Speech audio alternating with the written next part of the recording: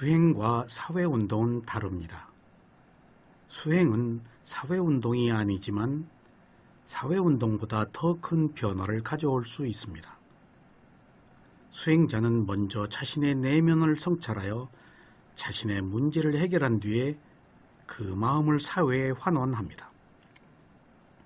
하지만 사회운동가는 사회를 바꾸려는 일을 우선합니다. 그러나 자신에 대한 성찰이 없으면 톡을 피울 수 있습니다. 사회운동이라는 이름으로 자신의 욕구를 충족시키려 하기 때문입니다.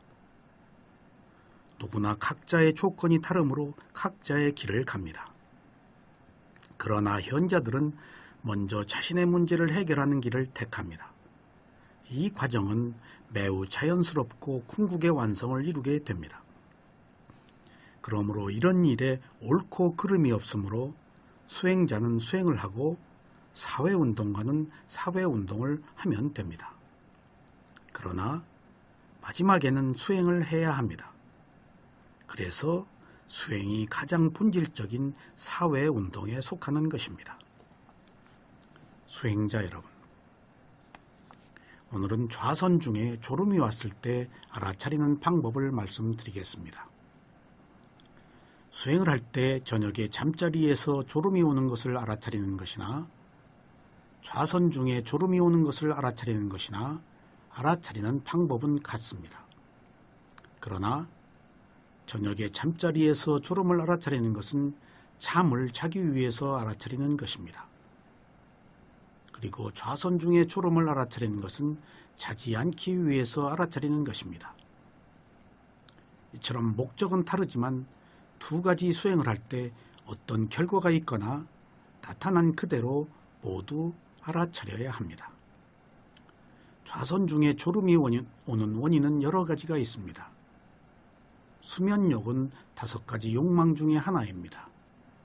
그래서 누구나 본능적으로 잠을 자려는 욕망을 가지고 있습니다. 그러므로 먼저 잠을 자려고 하는 불가피한 본성이 있다는 것을 이해하셔야 합니다. 비파사나 수행은 본능과 싸워서 이기는 수행이 아니고 단지 본능이 있는 것을 알아차려서 본능을 뛰어넘는 수행입니다. 그래서 이러한 본능이 생길 때마다 본능적 욕망과 맞서려 하지 말고 단지 욕망이 있다는 것을 알아차려야 합니다. 여기서 욕망이 있다는 것을 알아차린다는 것은 예사로 말하는 것이 아닙니다.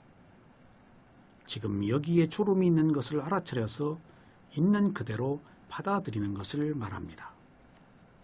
이때 받아들인다는 것은 졸음 자버리자라고 결정하는 것이 아닙니다. 무엇이나 먼저 있다고 인정하고 알아차리는 자세가 중요합니다. 그래서 졸음이 올 때 지금 졸음이 오고 있구나 하고 알아차려야 합니다. 이것은 실제하는 현상이고 실제하는 모든 현상은 하나같이 진실한 것들입니다. 졸음도 우리가 가지고 있는 엄연한 실제입니다. 그래서 이것에 대해서 적대적이거나 이것으로 인해 고통을 겪지 말아야 합니다. 잠은 필요한 것입니다. 하지만 필요할 때 자야 합니다. 그러나 실제로는 그렇지 못해서 잠을 알아차리는 것입니다. 이처럼 졸음은 없애야 할 대상이 아니고 알아차려야 할 대상입니다. 그래서 졸음도 하나의 법에 속합니다. 수행자가 어떤 대상이나 알아차리게 되면 법으로 바뀌고 알아차리지 못하면 무지라서 거의는 불선행을 하기 마련입니다. 무엇이나 알아차린다는 것은 그 순간부터 지혜를 동반하며 모른다는 것은 무명의 어두움에 감금된 것입니다. 누구나 깨어있을 때는 움직임이 많은데 좌선 중에는 움직이지 않기 때문에 졸음이 옵니다. 그래서 졸리는 것이 당연합니다. 그러나 어떤 상황에서도 졸음이 올 때는 졸음과 싸우지 말아야 합니다. 그렇다고 잠을 청하지도 말아야 합니다. 많은 경우에 스스로 알아차림을 포기하고 잠을 청하는 경우가 많습니다. 이것은 졸음에 스스로가 항복하는 것입니다. 잠을 자거나 자지 않거나 졸음에 항복을 해서는 안 됩니다. 먼저 수행자가 할 수 있는 의무를 충실히 하고 어떤 결과가 오거나 그대로 받아들이면 됩니다. 졸음과 싸우면 오히려 더 빨리 잠에 떨어집니다. 그래서 잠을 자거나 자지 않는 것이 중요한 것이 아니고 끝까지 알아차리는 것이 중요합니다. 수행 중에 잠은 잘 수도 있고 혹은 자지 않을 수도 있습니다. 그러나 이것보다 중요한 것은 졸릴 때 알아차림을 언제까지 계속할 것인가 하는 것입니다. 알아차릴 수 있는 만큼 계속해서 알아차리다가 잠을 잔다면 이러한 잠은 오히려 유익한 잠입니다. 만약 이렇게 잔다면 짧은 시간에 숙면을 취할 수 있어서 더욱 좋습니다. 짧은 순간의 토막잠이라고 해도 숙면을 취할 수 있다면 깨어나서 더 맑은 마음으로 대상을 알아차릴 수도 있습니다.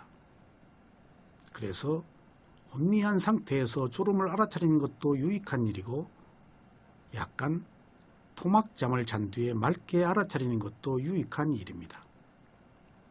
이 두 가지에는 모두 알아차림이 있기 때문입니다. 앞서 여러 차례나 말씀드린 것처럼 잠을 자는 것은 죽는 것과 같습니다. 그래서 잠을 잘 때 어떻게 알아차리느냐가 다음 생을 결정하기 때문에 평소에 잠을 잘 때 알아차리는 수행을 해야 합니다. 그러므로 과연 어디까지 알아차림을 계속할 수 있는가가 매우 중요한 것입니다.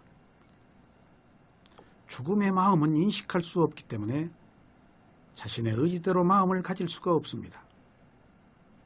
평소의 습관이 죽음의 마음을 결정하므로 평소의 수행이 중요한 것입니다.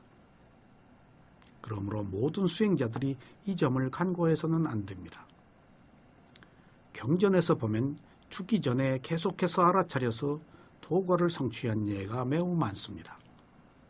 수행자 여러분, 좌선을 한다는 것은 움직이지 않아서 생기는 현상을 알아차리기 위한 것입니다. 그러므로 망상, 통증, 졸음은 좌선 중에 나타나는 가장 큰 손님입니다.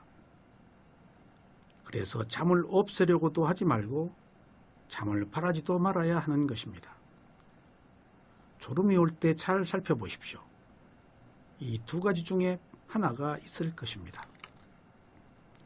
수행자들이 대개는 잠을 자지 않으려고 저항하게 되는데 저항을 하면 저항할수록 더 깊은 잠에 빠지게 됩니다. 저항하는 힘은 약하고 쏟아지는 잠은 더 강하기 마련입니다. 저항을 하면 잠을 더 강하게 한다는 것을 꼭 아셔야 합니다. 무엇이나 제어하려고 하면 가해진 힘만큼의 반발력을 갖습니다. 이것은 매우 자연스러운 현상입니다. 수행자 여러분, 잠이 오는 원인은 매우 많습니다. 잠은 대상을 겨냥하는 알아차림이 약해서 옵니다. 잠은 게으르기 때문에 옵니다. 잠은 잠을 좋아해서 옵니다. 그래서 잠이 잠을 부릅니다. 잠은 의욕이 없고 집중하는 힘이 없어서 옵니다. 잠은 피곤해서 옵니다. 그래서 일을 많이 하면 당연히 잠이 오는 것이 정상입니다. 잠은 음식을 많이 먹어서도 옵니다. 잠은 앞서 말씀드린 대상을 정확하게 겨냥하지 못했거나 대상을 지속적으로 알아차리지 못해서 옵니다. 잠과 저항하면 잠이 더 옵니다. 좌선 중에는 너무 어두운 곳에 있어도 잠이 옵니다. 허리를 벽에 기대고 앉아도 잠이 옵니다. 그러나 이런 원인을 모두 알아야 하는 것은 아닙니다. 그래서 그냥 졸음이 오는 것을 알아차리면 됩니다. 원인은 언제나 늘 많기 마련입니다. 그래서 단지 원인이 있어 생긴 결과라는 사실만 알면 됩니다. 일반적으로 대상을 알아차리는 힘이 약하면 졸음에 떨어집니다. 그렇지 않고 알아차릴 때는 대상에 밀착하면 졸리지 않습니다. 그렇기 때문에 처음 수행을 시작하면 누구나 잠으로부터 자유로울 수 없습니다. 그렇다고 수행 경험이 많으면 잠을 자지 않는 것도 아닙니다. 수행을 많이 했다고 해도 잠으로부터 자유로울 수 없습니다. 정도의 차이가 있을 뿐이지 누구도 자유로울 수 없는 것입니다. 그래서 누구나 그때그때의 상황에 따라 졸음에 떨어집니다. 잠은 집중이 될 때 알아차림과 노력이 부족해도 옵니다. 수행은 노력과 알아차림과 집중의 조화 속에서 이루어지는 것입니다. 그런데 수행을 하다 보면 노력과 알아차림의 힘이 약해지고 점점 집중의 힘이 커지면 자연스럽게 졸음에 빠집니다. 그래서 집중과 졸음은 동전의 양면처럼 함께 붙어 있습니다. 만약 집중의 힘이 커져서 졸음이 올 때 노력을 해서 알아차리는 힘을 강화하면 다시 맑은 정신 상태를 유지할 수 있습니다. 수행을 할 때 노력과 알아차림과 집중의 세 가지 영역을 가지고 서로 조화를 이루어야 합니다. 이 세 가지 중에서 하나의 기능이 떨어지면 바른 수행을 하기가 어렵습니다. 여기서 이 세 가지를 이끄는 것이 노력입니다. 노력을 해야 알아차릴 수가 있고 계속 더 노력을 해야 알아차림을 지속하여 집중의 힘을 키울 수 있습니다. 그래서 집중이 필요 이상으로 더 커지지 않고 균형을 이룬 상태로 수행을 하기 위해서 지속적인 노력과 알아차림이 뒤따라야 합니다. 그래야 비로소 졸음으로부터 자유로워집니다. 때로는 좌선 중에 혼미한 상태에서 깜짝 놀라는 현상이 나타나기도 합니다. 이것은 수행이 발전한 사람에게 나타나는 현상입니다. 이때가 노력과 알아차림과 집중의 균형이 깨져서 졸음이 오려고 할 때의 현상입니다. 그래서 졸음에 떨어지지 않으려고 노력과 알아차림이 있어서 깜짝 놀라는 현상으로 나타나는 것입니다. 수행자가 수행에 대한 사명감이 없는 상태에서 무기력하면 의욕이 없는 상태라서 쉽게 졸음에 떨어집니다. 그래서 믿음을 가지고 수행의 필요성에 대한 확신이 있어야 합니다. 그리고 일을 많이 해서 피곤해도 졸리기 마련입니다. 그러므로 수행자는 불필요한 일을 줄여야 합니다. 특히 경행을 할 때 너무 힘을 들여서 집중을 하면 피곤해져서 좌선을 할 때 쉽게 잠에 떨어집니다. 그리고 음식을 많이 먹어도 식곤증으로 잠이 오기 때문에 적게 먹고 많이 씹어야 합니다. 수행자 여러분, 일반적으로 졸음을 알아차리는 것은 매우 어려운 일 중에 하나입니다. 졸음은 이미 마음이 알아차리는 힘을 잃었기 때문에 수습하기가 어렵습니다. 그래서 잠을 자버리자는 본능적 욕망과 자지 말아야 한다는 수행의 알아차림 사이에서 고통을 겪기 마련입니다. 하지만 졸음이 왔을 때 아무런 저항 없이 노력과 알아차림을 지속하면 어느 순간에 정신이 맑아지고 졸음이 씻은 듯이 사라집니다. 그러면 매우 기분이 좋습니다. 그리고 졸음을 이겼다는 승리감에 사로잡히기도 합니다. 하지만 이런 순간을 경험한 이후에 언제 졸음에 떨어졌는지도 모르게 잠에 빠지는 경우가 허다합니다. 왜냐하면 졸음을 극복했다는 승리감과 즐거움에 순간적으로 알아차림을 놓치기 때문입니다. 그래서 이 순간에 깊은 잠에 떨어지고 맙니다. 바로 여기서 수행자가 주의해야 합니다. 수행 중에 장애를 극복했다고 좋아하는 순간에는 즉시 알아차림을 놓칩니다. 그러므로 수행을 할 때 무엇이나 좋아하는 것은 감각적 욕망이라서 수행자가 가장 경계해야 할 대상입니다. 좌선을 할 때 눈을 감고 합니다. 그래서 졸리기 마련입니다. 눈을 뜨면 눈으로 정보가 들어와서 마음으로 볼 수가 없기 때문에 눈을 감습니다. 눈을 감고 좌선을 하는 것은 눈으로 대상을 알아차리는 것이 아니고 마음으로 대상을 알기 위해서입니다. 그래서 눈을 감기 때문에 좌선을 시작하고서부터 필연적으로 졸음이 오기 마련입니다. 그래서 졸음이 올 때는 눈꺼풀이 무겁고 몸은 나른합니다. 그리고 마음을 알아차리면 희미합니다. 이런 것들이 잠자기 전에 잠이 가지고 있는 알아차릴 특성입니다. 이때 졸음에서 벗어나기 위해서는 대상을 분명하게 겨냥해야 합니다.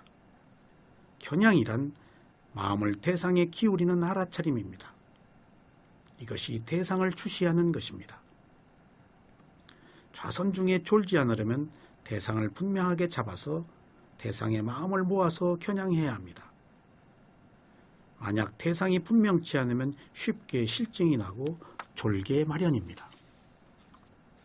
이렇게 대상을 겨냥한 다음에 그 대상을 지속적으로 추시할 수 있어야 합니다.